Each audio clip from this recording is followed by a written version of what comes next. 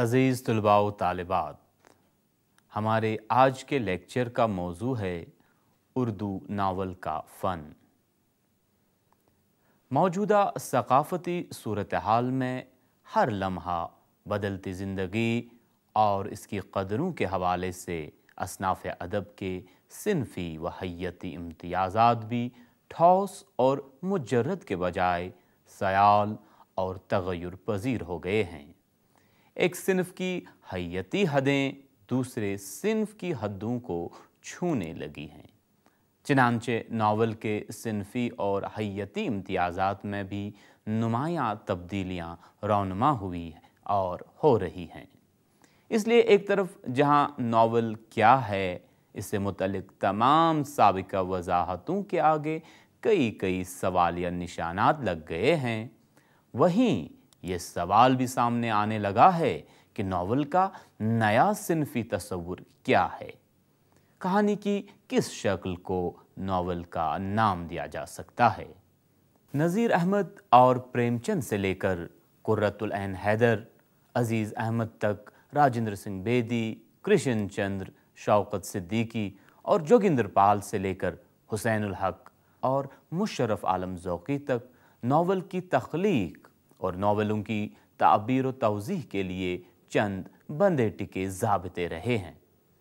Novel کو زندگی کا عکاس اور ترجمان کہا جاتا رہا ہے، لیکن 20ویں صدی کے آخر تک آ کر تہ در تہ پیچیدگیوں اور تضادات کے سبب زندگی اس قدر مسئلہ خیز ہو گئی ہے کہ ناول میں زندگی کی عکاسی اور ترجمانی بھی ایک مسئلہ بن گئی۔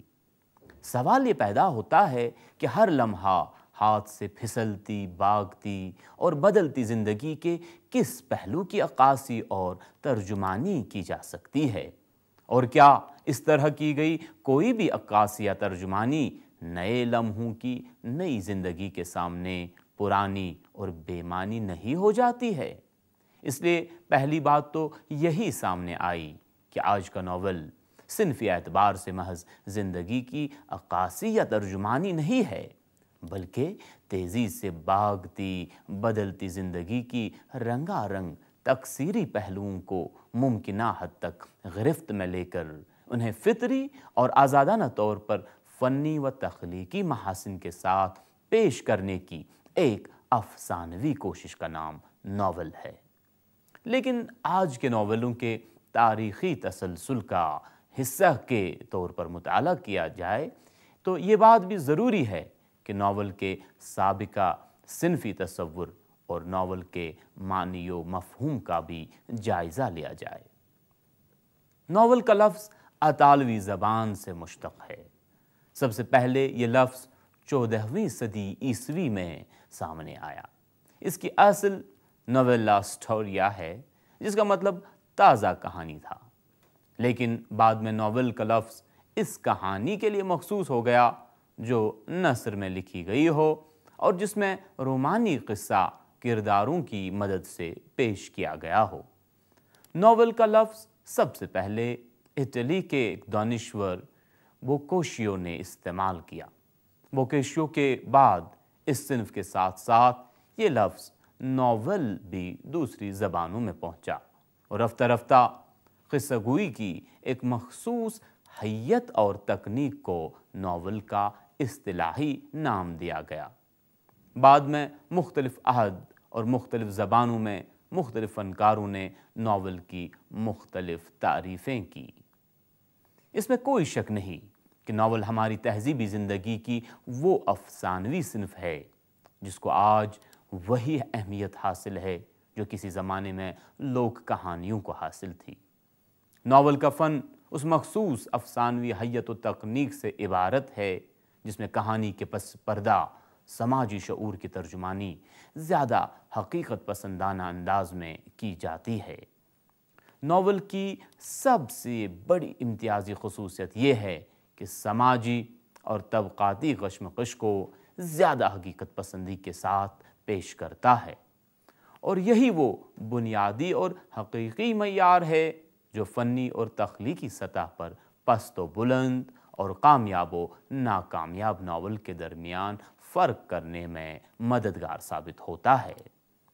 नावल के सिलसिले में समाजी हकीकत निगारी और तबक़ाती तसादुम व कशमकश को बुनियादी और हकीकी मयार इसलिए करार दिया गया कि इनका ताल्लुक रूह फ़न से है, यानी ये नावल का दाखिली फ़नी पैमाना है।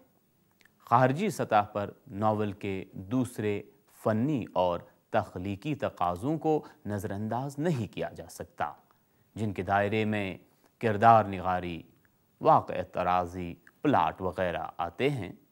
लेकिन फ़न के सिर्फ़ इन ख़ारजी तकाज़ों की रोशनी में किसी भी तख्लीक के मुतालिक हतमी और क़तई फ़ैसला नहीं किया जा सकता, क्योंकि किसी भी फ़न की दाखिली और ख़ारजी क़दरें आपस में इतनी घुली मिली होती हैं कि दोनों के बीच वाज़ेह ख़त इम्तियाज़ नहीं खींचा जा सकता है।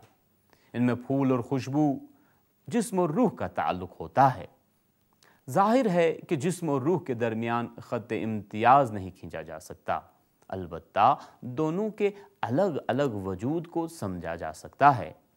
बकौल प्रोफेसर असलम आज़ाद, इक़्तिबास शुरू, फ़र्द या इंसान की ज़िंदगी एक हरी और सतही नहीं है। इसके अंदर गहराई व गिराई और हमगिरी है।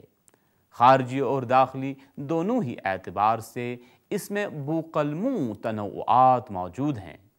इंसानी ज़िंदगी समाजी हालात से असर पजीर भी होती है और उनको बनाती और बिगाड़ती भी है।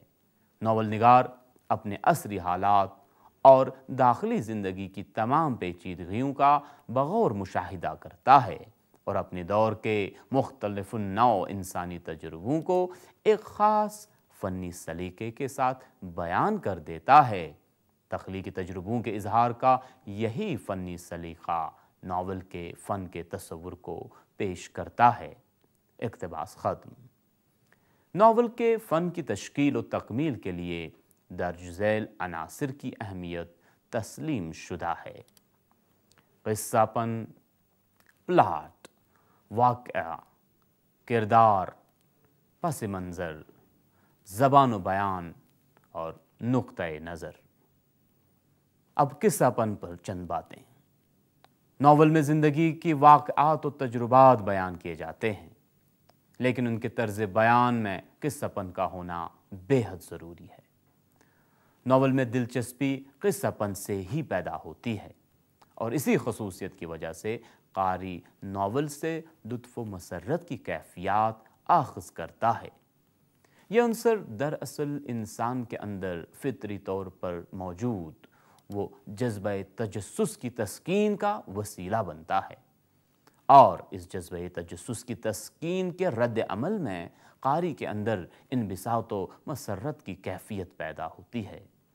आम ज़िंदगी का ये तजुर्बा भी है कि लोग दूसरों से मुतल्लिक़ वाक़आत व हालात को जानने के लिए बेचैन रहते हैं।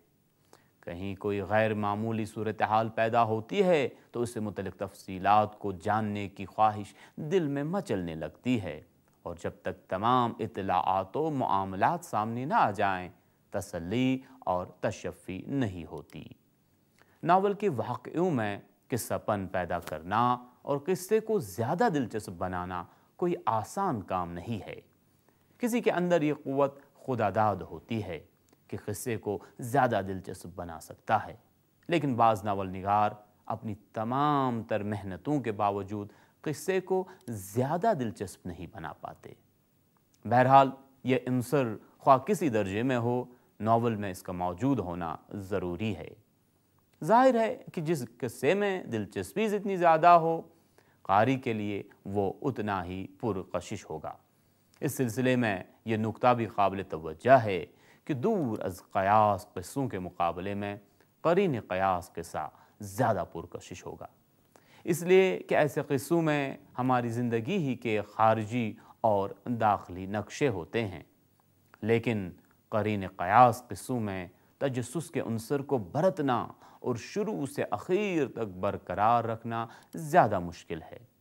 दूर अज़ क़यास या फ़र्ज़ी क़िस्सों में फ़ौक़ुल फ़ितरी वाक़आत व अनासिर के वसीले से हैरतनाकी और अजूबगी पैदा कर लेना आसान है, मगर इसमें हकीकी ज़िंदगी की चमक दमक और कशिश नहीं होती। हक़ाइक़, हयात की बसीरत और तजुर्बात के शऊर की कमी ऐसे क़िस्सों को बेखैफ बना देती है। नावल का प्लाट। नावल में प्लाट रीढ़ की हड्डी की हैसियत रखता है। नावल के प्लाट की तश्कील का फ़न तामीर के फ़न के मुतरादिफ है।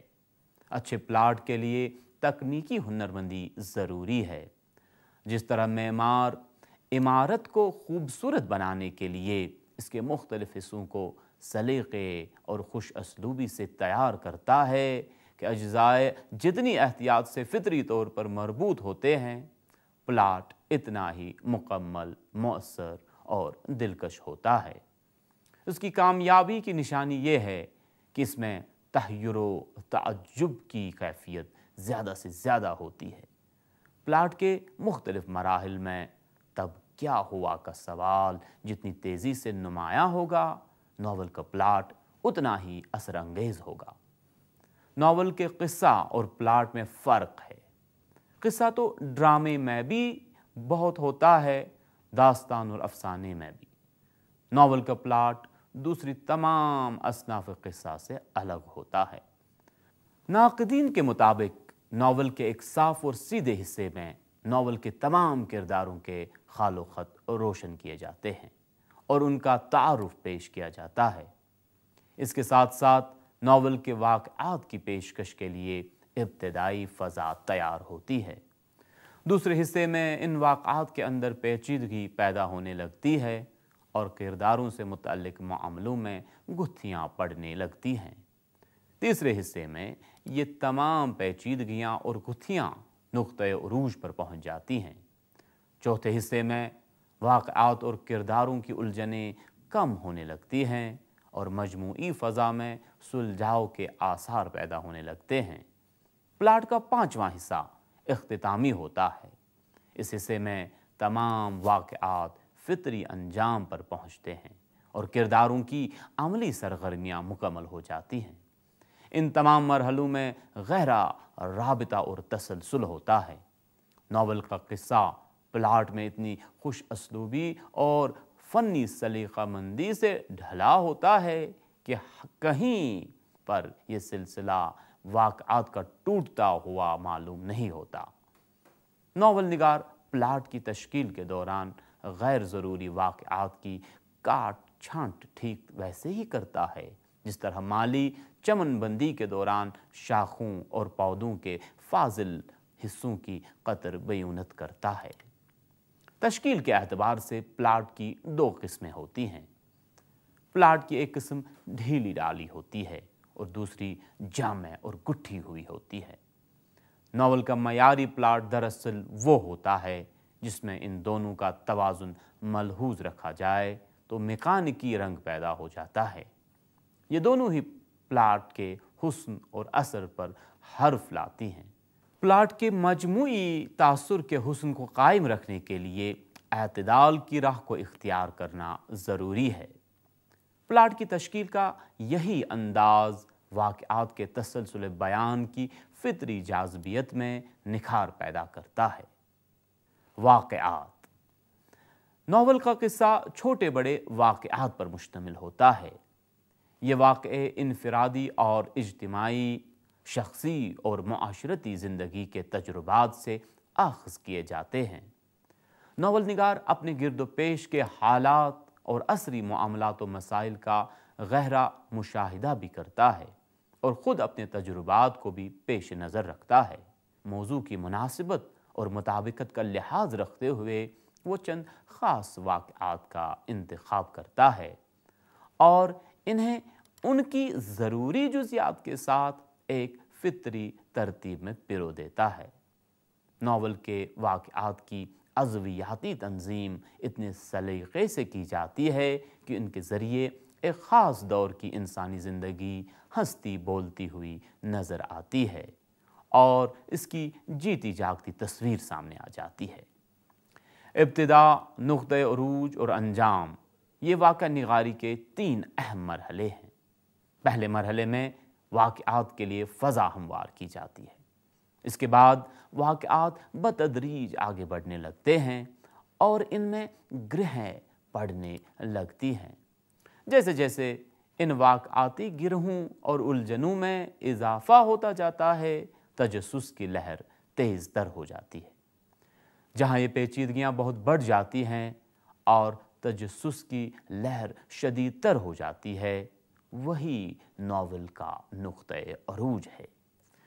نقطۂ عروج پر پہنچنے کے بعد واقعات دھیرے دھیرے نشیبی حصے میں داخل ہوتے چلے جاتے ہیں، حتیٰ کہ ناول کے آخر تک آتے آتے یا اپنے فطری انجام پر پہنچ جاتے ہیں۔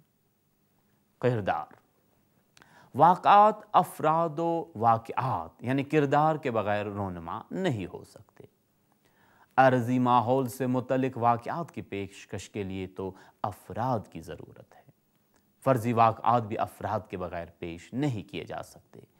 ناول نگار اپنے قصے میں واقعات کا جو ماحول بیان کرتا ہے، اس کے کردار بھی اسی ماحول سے ماخوذ ہوتے ہیں۔ ہماری معاشرتی زندگی مختلف طبقاتی پیمانوں میں منقسم ہے۔ رہن سہن، بول چال، رسم و رواج، زبان و کلچر اور مذہب و مسلک میں بھی تنوعات ہیں، اور اقتصادی اور معاشی اعتبار سے بھی تضادات موجود ہیں۔ ناول نگار جس طبقے، معیار اور انداز و مزاج کی زندگی کو اپنا موضوع بناتا ہے، کردار بھی اسی طبقے، معیار اور انداز مزاج کی ترجمانی کرتے ہیں۔ ناول کے واقعات سے متعلق افراد، جنہیں عام طور پر کردار کہا جاتا ہے، گرد و پیش کے عام انسانوں سے جس حد تک ملتے جلتے ہیں، ان میں اتنی ہی زیادہ جانداری اور توانائی پیدا ہو جاتی ہے۔ یہ کردار اگر تخیلی یا جذباتی پیکر بن جائیں تو ان کی شخصیتیں مکمل نہیں ہو پاتی۔ یہ عرضی ماحول کے صرف آئینہ دار ہی نہیں ہوتے بلکہ پروردہ بھی ہوتے ہیں، اور حقیقت تو یہ ہے کہ اگر یہ عرضی ماحول کے پروردہ نہ ہوں تو یہ عرضی ماحول کی عکاسی بھی نہیں کر سکتے۔ ناول کے کرداروں کے لیے اس لیے یہ ضروری ہے کہ ان کے اندر عجوبگی اور اجنبیت نہ ہو، ان کی سیرتیں اور خصائل و عادات معروف ہوں اور ان کے چہرے جانے پہچانے ہوں۔ ای ایم فاسٹر کے مطابق کرداروں کی دو قسمیں ہوتی ہیں، اول سادہ اور دوم پیچیدہ۔ فاسٹر نے سادہ اور پیچیدہ کرداروں کے مابین فرق اور امتیاز کا ایک واضح خط تقسیم کھینچ دیا ہے۔ سادہ یا یک رخ کردار ادھورے ہوتے ہیں۔ ایک سادہ کردار کسی ایک خاص وصف کا پیکر اور نمائندہ ہوتا ہے۔ اس کے اندر حقیقی زندگی کی روشنی اور توانائی نہیں ہوتی، اور نہ ہی اس میں وسعتیں ہوتی ہیں جن سے بشری مزاج کی مختلف خوبیاں ظاہر ہوتی ہوں۔ اس کی سیرت میں نشیب و فراز کی وہی کیفیت ملتی ہے جو عام انسانی مزاج کی خصوصیت ہے۔ یہ محض شرکا یا نمائندہ نہیں ہوتے، یہ صرف نیکی یا بدی کا پیکر نہیں، اس کی سیرتی رنگا رنگی اس کی واقعیت شعاری کو ظاہر کرتی ہے۔ اس کے اندر اپنے دور کی زندگی کی سرگرمیوں کو پیش کرنے کی پوری صلاحیت ہوتی ہے۔ ناول میں اسی رنگ و مزاج کے کرداروں کی تخلیق و پیشکش مستحسن تصور کی گئی ہے۔ ناول میں زندگی کے اظہار کا وسیلہ کردار ہی ہے۔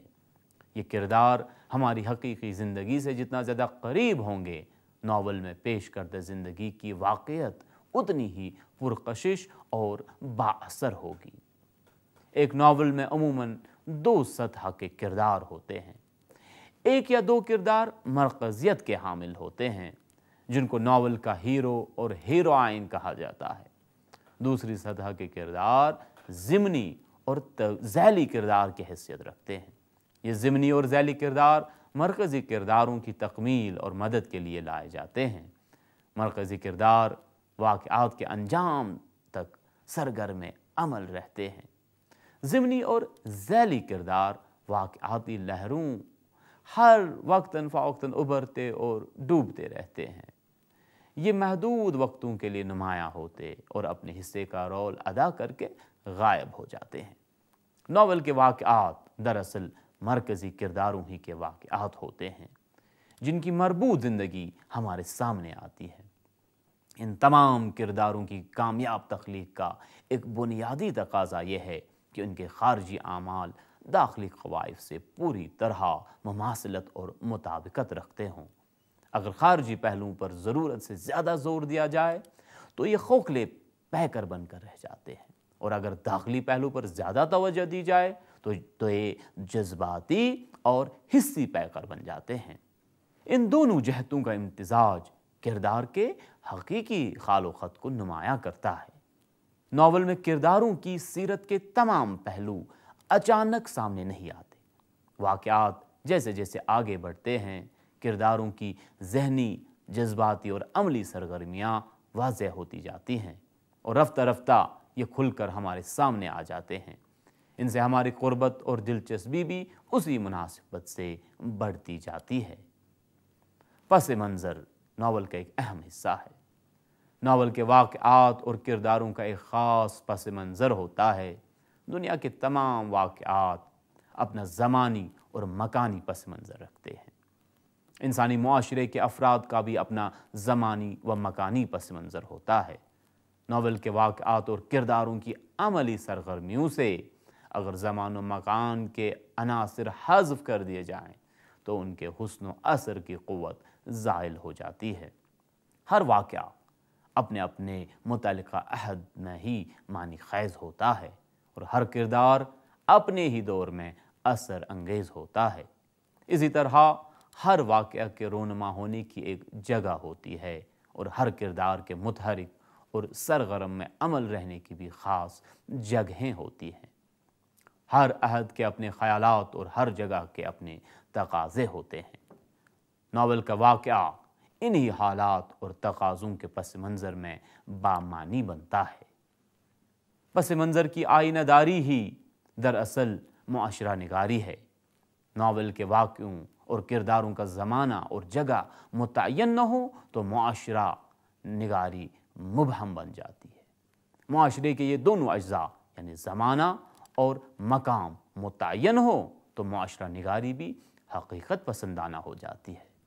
ناول نگار کو متعلقہ معاشرے کی تفصیلات پیش کرنے میں سہولت ہوتی ہے، اور وہ معاشرتی زندگی کی تمام جزیات کو سلیقے سے قلم بند کرتا ہے۔ نہ مختلف معاشروں کا مزاج یکساں ہوتا ہے اور نہ وقت یا دور جامد رہتا ہے۔ ناول کے واقعات اور کردار معاشرے ہی سے اخذ کیے جاتے ہیں۔ ان واقعات اور کرداروں کے وسیلے سے ناول نگار ایک خاص معاشرے کو ایک خاص دور یا کچھ خاص ادوار کے آئینے میں پیش کرتا ہے۔ وہ اپنے عہد اور اپنے گرد و پیش کی انفرادی اور اجتماعی زندگی کا بغور مطالعہ، مشاہدہ اور پرخلوص تجزیہ کرتا ہے، اور اپنے تاثرات کو تخلیقی انہماک اور فنی بصیرت کے ساتھ پیش کر دیتا ہے۔ مختصر یہ کہ معاشرتی پس منظر کے بغیر حقیقت نگاری کا مظاہرہ محال ہے۔ زبان و بیان ناول کا ایک اور اہم جز ہے۔ ناول کے تمام واقعہ اور کرداروں کی پیشکش کا وسیلہ زبان و بیان ہے۔ کرداروں کے حرکات و سکنات اور جذب و فکر زبان و بیان کے ذریعے سامنے آتے ہیں۔ واقعات کے اظہار اور کرداروں کی بات چیت کی زبان صاف و سادہ اور سہل و عام فہم ہوتی ہے۔ مکالمہ ناول کے فن کا ایک نہایت اہم عنصر ہے، اور یہ مکالمے لفظوں اور جملوں سے ترتیب دیے جاتے ہیں۔ کرداروں کی گفتگو بھی مکالموں کے ذریعے ہی سامنے آتی ہے، اور ان کے طرز احساس اور انداز فکر کی آئینہ داری بھی مکالموں ہی سے ہوتی ہے۔ ایک ناول میں تمام دوسرے اوصاف موجود ہوں، صرف مکالمے مصنوعی اور بے جان ہو تو اس ایک کمزوری کی وجہ سے ناول کا تمام فنی حسن ماند پڑ جاتا ہے، اور مجموعی طور پر ناول ایک ناکامیاب قصہ بن کر رہ جاتا ہے۔ مکالمہ نگاری کی خوبی و کامیابی کا راز اس میں ہے کہ کرداروں کی باہمی گفتگو ہماری عام زندگی کی گفتگو سے ملتی جلتی ہو۔ انداز گفتگو یا لب و لہجہ میں ایسا تکلف اور تصنع نہ ہو کہ قاری اس کے غیر حقیقی ہونے کو محسوس کر لے، مکالموں کے لیے روانی چستی اور بے تکلفی ضروری ہے۔ طوالت بیجا کے حامل مکالمے بھی مصنوعی بن جاتے ہیں۔ مکالموں کے لب و لہجے کی بے ساختگی ہی ان کو سریع الاثر بناتی ہے۔ الفاظ کی ثقالت اور جملوں کی پیچیدگی بھی مکالموں پر خراب اثر ڈالتی ہے۔ ناول کے واقعات ان مکالموں کے ذریعے بھی آگے بڑھتے ہیں اور جا بجا ناول نگار کے بیانات بھی ان کو آگے بڑھاتے ہیں۔ ان بیانات میں بھی حقیقت پسندانہ انداز کا ہونا ضروری ہے۔ واقعات کا پس منظر اور پیش منظر سے پوری طرح وابستہ ہونا چاہیے۔ ایسا نہ ہو کہ کوئی بیان واقعاتی ربط و تسلسل سے غیر مطلق ہو کر واقعات میں فطری جامعیت برقرار رکھی جائے اور واقعات کے گھٹاؤ میں کوئی خلل پیدا نہ ہو۔ مکالموں اور بیانات کی کمزوری ناول کے واقعات کو بے کیف اور بے اثر بنا دیتی ہے اور مجموعی طور پر ناول کے حسن پر اس کا منفی اثر پڑتا ہے۔ ناول کا آخری اہم حصہ نظریہ حیات ہے۔ ناول نگار زندگی کو ذاتی تجربوں کے پس منظر میں پیش کرتا ہے۔ اس کے مطالعے کی وسعت اور مشاہدے کی باریکی اس کے تخلیقی تجربوں میں وہ تہداری پیدا کرتی ہے جس سے انسان کی خارجی اور داخلی زندگی تمام نفسی کیفیتوں کے ساتھ سامنے آ جاتی ہے۔